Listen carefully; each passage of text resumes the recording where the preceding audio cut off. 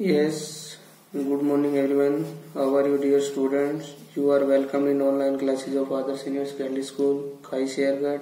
Dear student, आज मैं आपके लिए लेके आया हूँ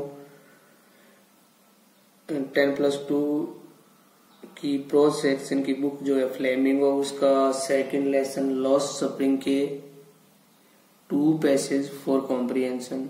so let's start the first passage. पहले इसकी हिंदी ट्रांसलेशन करते हैं, फिर 1 बाय 1 क्वेश्चन की हिंदी करेंगे और फिर आंसर करेंगे. So dear student, as custom demands, यहां से रीड करना है हमें. As custom demand daughter in law must veil their faces before male enters. एज कस्टम डिमांड्स daughters-in-law must veil their faces before male elder. यानी कस्टम होता है परंपरा, रीति रिवाज. डिमांड्स मैंने मांग करती है कि, एज मैंने जैसे कि रीति रिवाज मांग करते हैं कि क्या मांग करते हैं. डॉटर इन लॉ भी पुत्र वधू जो होती है. मस्ट वेल होता है घूंघट. Must wear their faces before male elder होता है नर बड़े बुजुर्ग. जैसा कि रीति रिवाज मांग करता है कि पुत्र वधू को उनके मतलब जहाँ पे उसके साथ मुकेश के साथ जो लेखिका है ना, वो उस मुकेश के साथ उनकी गंदी बस्ती में जाती है और उनके घर की ये मतलब पूरी स्टोरी का वर्णन इस पैसेज में करते हैं. और वहां जो लेखिका देखती है ना भी कैसे वहां पे एक औरत है जो कि घूंघट डाले हुए हैं और मतलब इस तरह का उसका वर्णन मिलता है इसमें. As custom demand daughter in law must veil their face before male elder. जैसे कि रीति रिवाज परंपरा मांग करती है कि नर बुजुर्ग के सामने किसी पुत्र वधू को अपने चेहरे पर घूंघट डालना चाहिए. जैसा कि रीति रिवाज मांग करता है कि पुत्र वधू को नर बुजुर्ग के सामने अपने चेहरे पर घूंघट डालना चाहिए. In this case the elder is an impoverished bangle maker. और इस केस में और इन दिस केस और इस केस में और ही ज्यादा जरूरी हो जाता है. In this case the elder is an impoverished bangle maker. और इस केस में कि वह कोई गरीब चूड़ी बनाने वाला हो ना, तो इस केस में ये और ही ज्यादा जरूरी हो जाता है. Despite long year of hard labor, despite long years of hard labor, first as a tailor then a bangle maker. Despite होते हैं के बावजूद, लंबे सालों के कठोर मेहनत के बावजूद, के बावजूद एज ए टेलर, और पहले एक टेलर के रूप में, देन ए बेंगल मेकर, और फिर चूड़ी बनाने वाले के रूप में. लंबी कठोर मेहनत टेलर के रूप में और चूड़ी बनाने वाले के रूप में उसने क्या किया. उसके फादर ने ही had fail to renovate a house. वह अपना घर दोबारा बनाने से, अपने घर की मरम्मत कराने में भी असफल रहा था. Send his 2 sons to school, और अपने दोनों बेटों को स्कूल भी नहीं भेज सका. भी कई सालों की कठोर मेहनत के बावजूद भी, पहले एक टेलर के रूप में और फिर चूड़ी बनाने वाले के रूप में, इतना कुछ होने के बावजूद भी वह अपना आसानी से एक घर भी नहीं बना सका. गंदी बस्ती में रहते हैं. Send his 2 sons to school, और अपने दोनों बेटों को स्कूल भी नहीं भेज सका. All he has managed to do is teach them what he knows. All he has managed to do is teach them what he knows. All he has manage, और जो वह कर पाया, और जो वह उनको सिखाना चाहता है. ऑल ही हैज मैनेज, जो वह कर पाया. टू डू इज टीच, और जो उनको सिखाना चाहता है. व्हाट ही नो, जो वह जानता है. फिर भी जो वह उनके लिए कर पाया और जो वह उनको सिखाना चाहता है वह केवल एक ही चीज है, the art of making bangles, यानी चूड़ी बनाने की कला. वह केवल अपने बच्चों को इतना ही सिखा पाया और इतना ही सिखा पाएगा भी चूड़ी बनाने की कला. सो डियर स्टूडेंट, अब क्वेश्चन आंसर करते हैं इसके।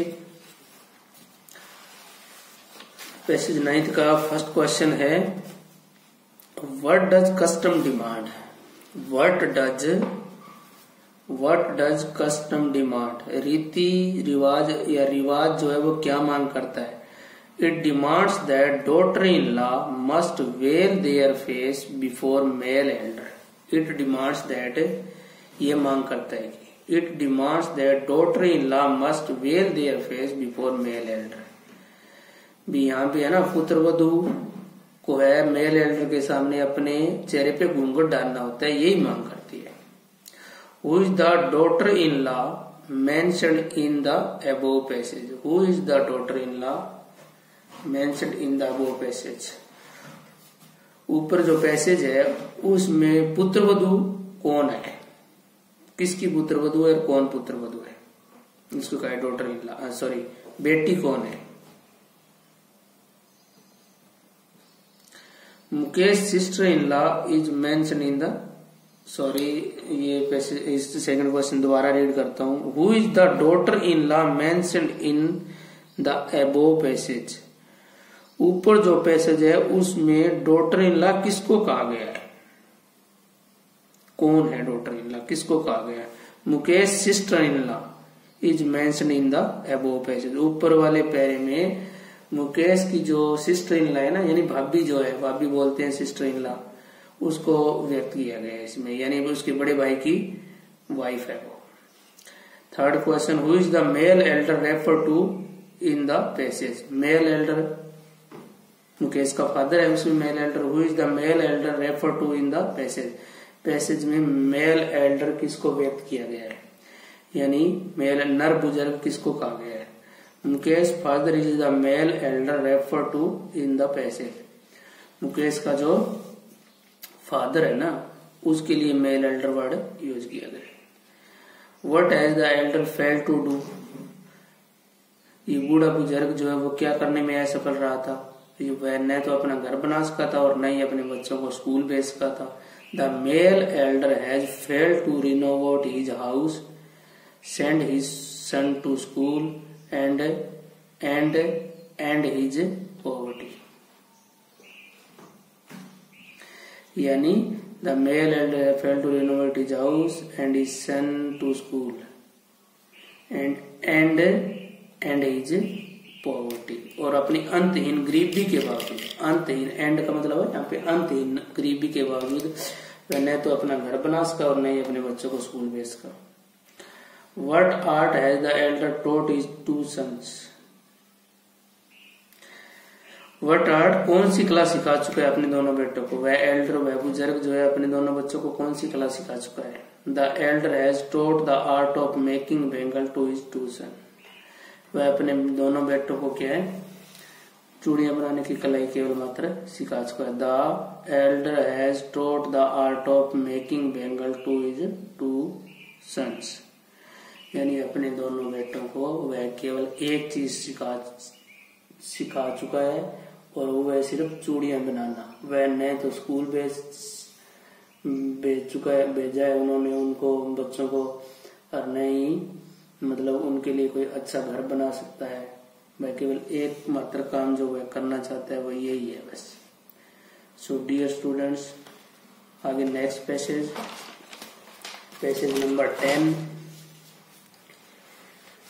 पैसेज नंबर 10 है, Savita a young girl in a drape pink dress.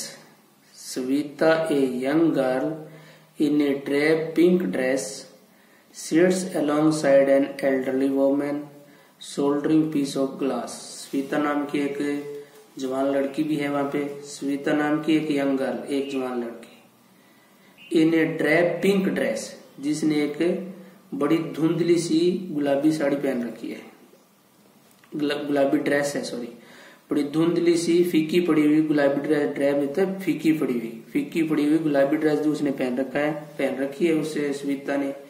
और ये है कौन Savita. Sits along an elderly woman, जो कि एक बूढ़ी औरत के पास में बैठी है। सिट्स में बैठी है, along side N elderly woman, एक बूढ़ी औरत के पास में बैठी है। स्वीता नाम की एक लड़की जिसने फीकी पड़ी हुई पिंक ड्रेस पहन रखी है, गुलाबी ड्रेस पहन रखी है और एक बूढ़ी औरत के बिल्कुल ही पास में बैठी है।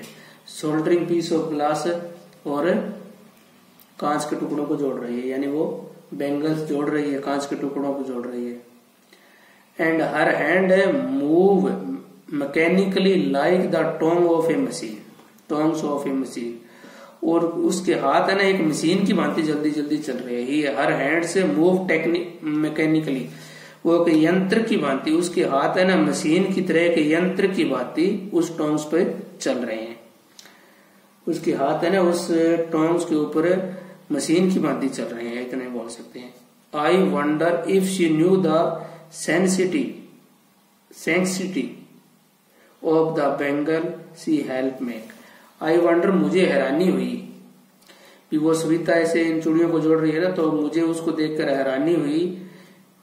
किस बात के लिए हैरानी हुई भी, क्या ये सविता जो है इन चूड़ियों की पवित्रता को जानती है भी, चूड़ियां कैसे भी इंडियन वुमेन की सुहाग का प्रतीक होती है चूड़ियां भी, क्या ये सविता जो है इन चूड़ियों की पवित्रता को, सेंसिटी होता है पवित्रता, चूड़ियों की पवित्रता के बारे में जानती है। It symbolise an Indian women suhag, ये भारतीय औरतों की सुहाग की प्रतीक होती है चूड़ियां। It symbolise an Indian women suhag spaciously in marriage, और विशेष रूप से मैरिज में तो, विवाह में तो इनका और अधिक महत्व होता है। It symbolise an Indian women suhag spaciousness in marriage, और विशेष रूप से मैरिज में। It will down on her suddenly one day when her head is draped with a red veil. It will dawn on her suddenly one day. उसको भी अचानक, it will dawn on her suddenly one day when her head is draped with a red veil.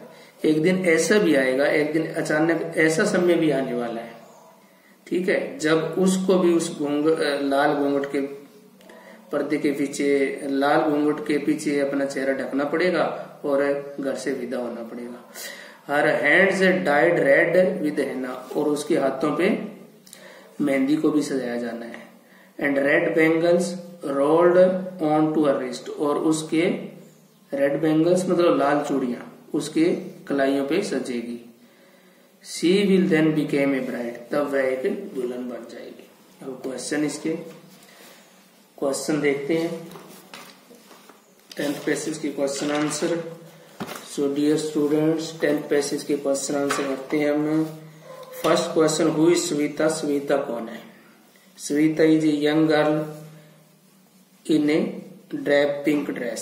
Savita एक, इतना ही कर दो तो ही बहुत है, Savita is a young girl, Savita एक युवा लड़की है, ठीक है।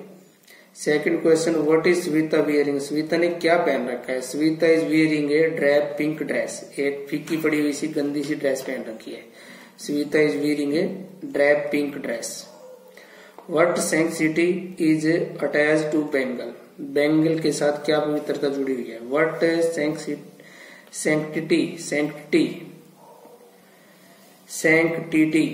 Is attached to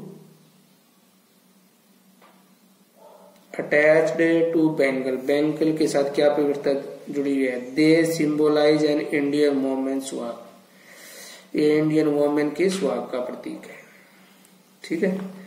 next question, that sunset is attached to the bangle, ये इसी की लाइन की हिंदी है। नेक्स्ट फोर्थ क्वेश्चन है, what job is Savita doing, Savita क्या काम कर रही है? She is soldering piece of glass, वह ग्लास के टुकड़ों को, कांच के टुकड़ों को जोड़ रही है। Fifth question, what will be done to Savita on the day when she became a bride, what will be done to Savita, Savita को क्या करना होगा जब वह दुल्हन बनेगी? इसका आंसर है, हर head will be draped with A red well, उसका जो हेड है ना, सिर जो है वो लाल घूंघट से ढका जाएगा, ठीक है। Her hand will be died red with Hina, और उसके हाथों पे लाल कलर की मेहंदी सजाई जाएगी। एंड रेड बैंगल्स, और लाल चूड़ियां will be rolled on to her wrist, उनके कलाइयों पे सजाई जाएगी। दोबारा एक बार ये क्वेश्चन दोबारा रीड कर देता हूँ। हर head will be draped with A red well, her hand will be tied read with henna, and red bangle will be rolled on her wrist.